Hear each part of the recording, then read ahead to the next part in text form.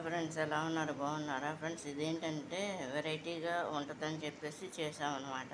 చిలకడ దుంపలు ఉంటాయి కదా ఫ్రెండ్స్, ఈ చిలకడ దుంపల్ని ఫీల్ చేసేసి అంటే మొత్తం పైన అంతా ఒలిసి తీసేసి చెక్కేసేసి దాన్ని ముక్కలుగా చేసి ఆవిరి మీద ఉడికిచ్చామన్నమాట ఫ్రెండ్స్. ఉడికిచ్చేసిన తర్వాత బాగా ఉడికిన తర్వాత అంటే ముక్కలుగా కట్ చేసేసి మొత్తం అంతా పైన అంతా తీసేసి తొక్కంతా తీసేసి రౌండ్గా ముక్కలు కట్ చేసేసుకుని దాన్ని ఆవిరి మీద ఉడికిచ్చేసాం అనమాట ఫ్రెండ్స్.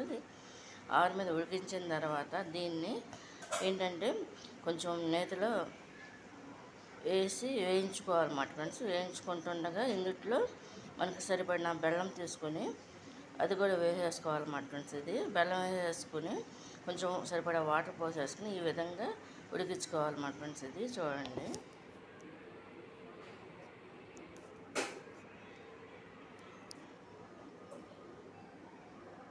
ఇది ఈ విధంగా వస్తుంది అన్నమాట ఫ్రెండ్స్. ఇది బెల్లంతో ఇది ఈవినింగ్ స్నాక్గా కూడా తినవచ్చు అన్నమాట ఫ్రెండ్స్. ఇది కనుక మీకు నచ్చినట్లయితే లైక్ చేయండి, షేర్ చేయండి, సబ్స్క్రైబ్ చేయండి ఫ్రెండ్స్. ఓన్లీ చిలకడ దుంపలు అన్నమాట ఫ్రెండ్స్. ఇది బెల్లం నెయ్యి ఆవిరి మీద ఉడికిచ్చేసాం అన్నమాట ఫ్రెండ్స్. ఇది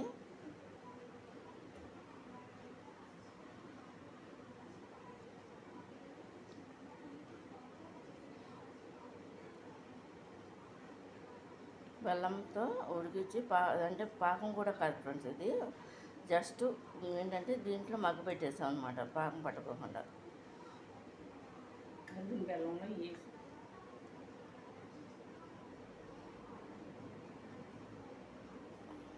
బెల్లం వేసి కొంచెం వాటర్ పోసి అందుట్లో ఇది దుంపల్లో వేస్తాం అనమాట. వాటరు బెల్లం అన్నీ వేసి ఈ విధంగా ఉడికిచ్చేసి తీస్తామన్నమాట ఫ్రెండ్స్. ఇది ఈవినింగ్ స్నాక్గా కూడా బాగుంటుంది అనమాట.